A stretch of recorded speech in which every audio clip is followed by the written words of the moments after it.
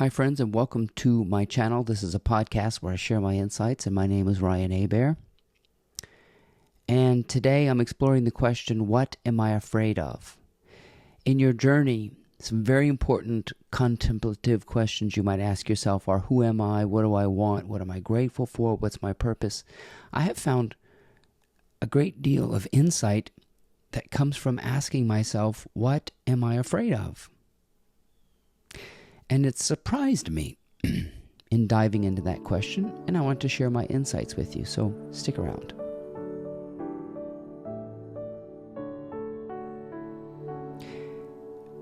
When you embark on an inward journey, one of the most complicated questions that you can ask yourself is, who am I?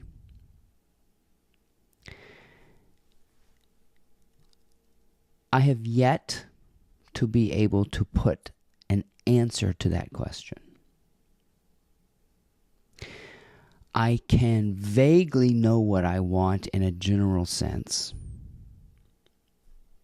I can kind of know what my purpose is, although that seems to change. And I can know what I'm grateful for, but these things come to me in concepts. In much the same way as when I ask myself, what am I afraid of? If I sit with that question and my mind is clear, I got nothing. I can't think of anything I'm afraid of until I think of something. So I have to create it. Some people are afraid of running out. I have to create that image of running out, and then I can be afraid of it.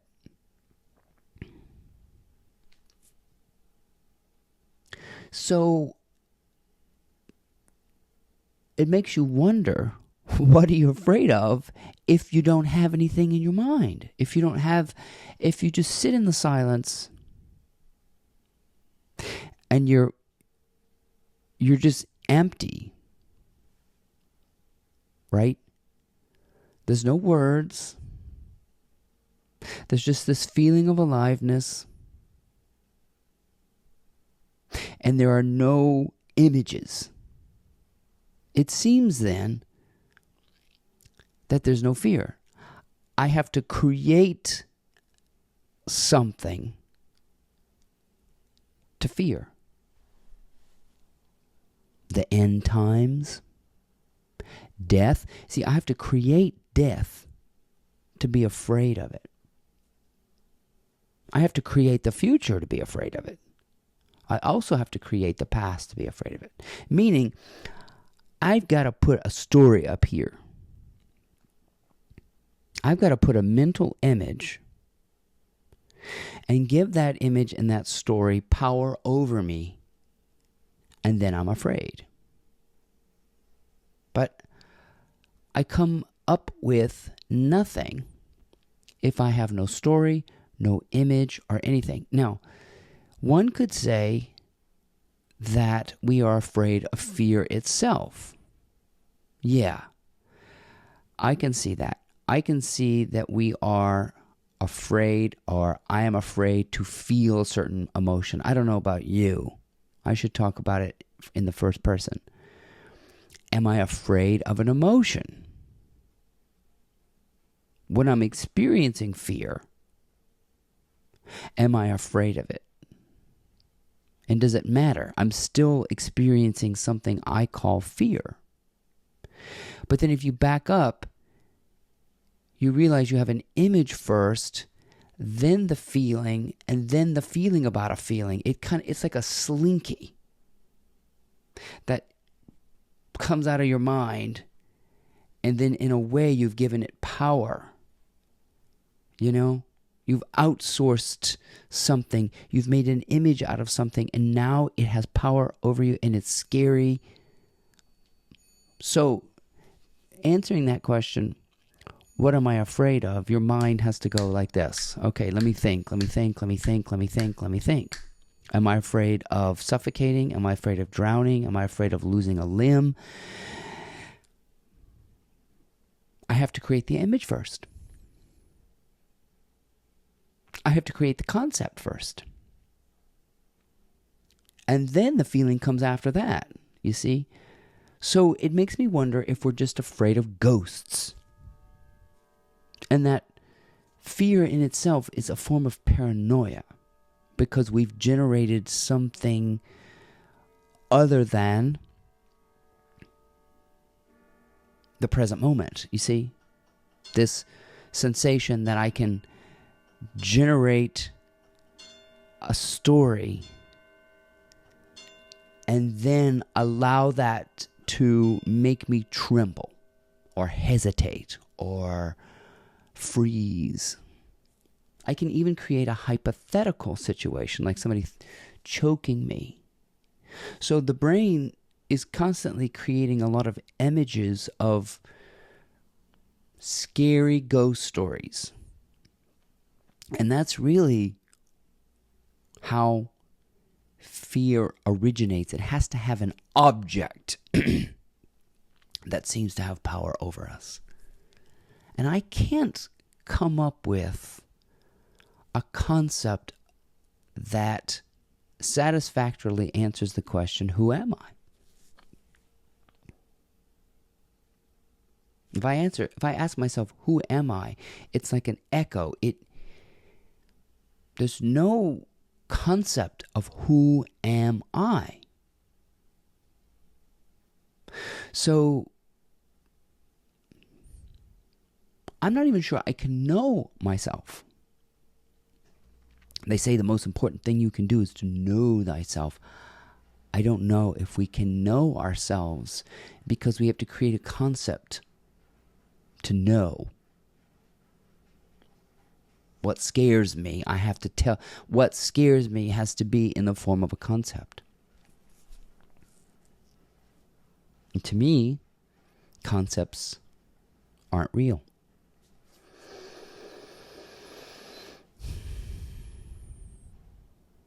And are these excuse me, are these concepts preventing me? Are these concepts keeping me from doing something? Are these concepts powerful over me? And that's where we get into this dangerous mindset of a God in the sky who controls the universe. That to me is a concept. Who is God? I got to create that image for me to tell you about it. So I want you to sit with me and with yourself and ask yourself, of whom shall I be afraid? What am I afraid of? And if you sit in the silence long enough, you get zero. Unless you create a story to be afraid of. Unless you create a future, a hypothetical, a conceptual God, a graven image of some kind, even a person. If you're afraid of a person, that is a concept in your mind.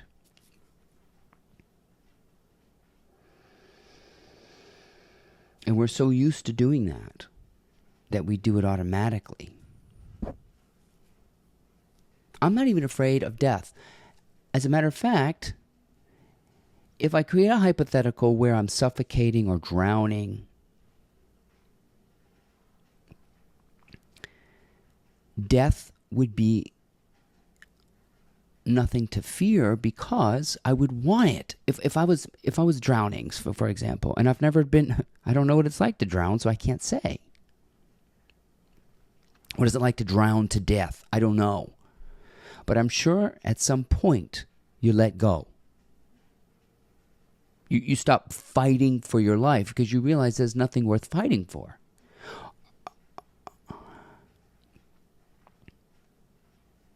Are you going to lay down your life for your life? Are you going to fight for your life? You realize in getting in all of this stuff that you get into a double bind. And there's nothing worth fighting for. There's nothing worth dying for. There's nothing of utmost importance. And there's nothing to fear.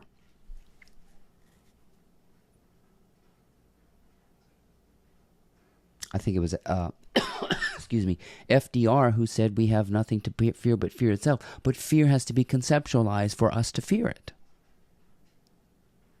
And fear is a weird feeling that can seem to be mitigated by silence. See, shedding light upon it, sitting with it, putting attention on it, makes it go away. And if it goes away, it can't be real. A concept will go away too, and it's not real. So how can I be afraid of something that's not real? How can I place something as utmost importance if I can't even put my finger on who am I?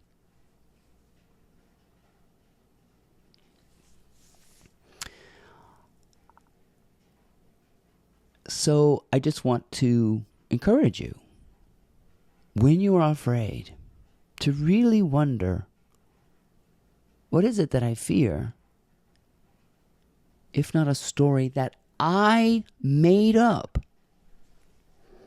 A Godhead that I made up. A character that I made up. A scenario that I made up. And this is what it means to face your fear. To really wonder about it in reality.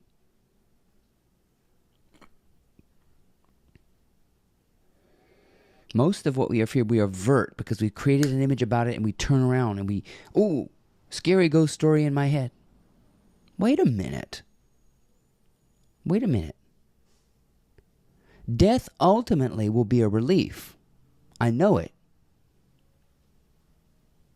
I won't be suffering anymore. If I'm suffering now, when I die, I know for certain I won't be suffering because I need a mind and a body to suffer.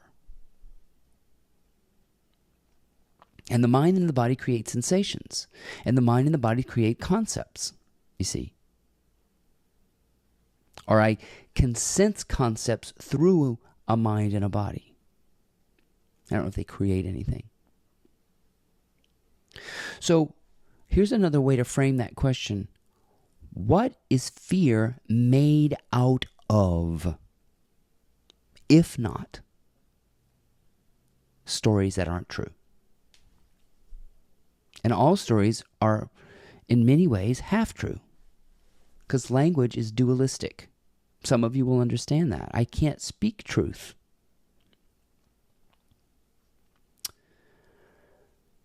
But it is a very good question to write in your journal. Who am I afraid of? What am I afraid of? And is there anything in this world of utmost importance? And if I can name it, it's a phantom. Including, who am I? Similar questions that get you nowhere. They get you nowhere except now here, which is a very, very different, I wouldn't call it a sensation.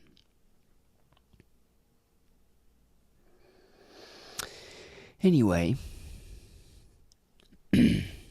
this question will lead you to around a loop where you realize that the darkness, as it is defined by science, is not a power into and of itself. It's considered the absence of light.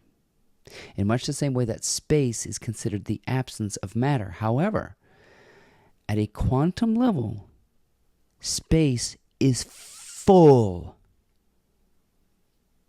That's why in the Sanctus it says, heaven and earth are full of your glory. The dimension of matter and space are still full of presence, even in something we call absence. You have to sort these things out and realize what fear is. And how bold people can go right into the narrow passage of fear, knowing full well that the space is also full. And there's no true absence or vacuity or disconnect in the universe. What am I afraid of? When there's no story, there's no fear. When there's no future, there's no fear. When there's no past, there's no fear. When there's no circumstance, there's no fear.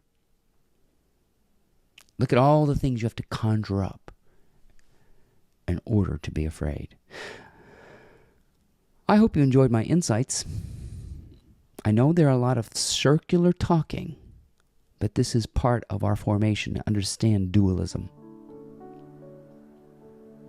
And I appreciate you listening. My name is Ryan Hebert. If you have a moment, please check out my blog. It's called mymorningmotivator.com.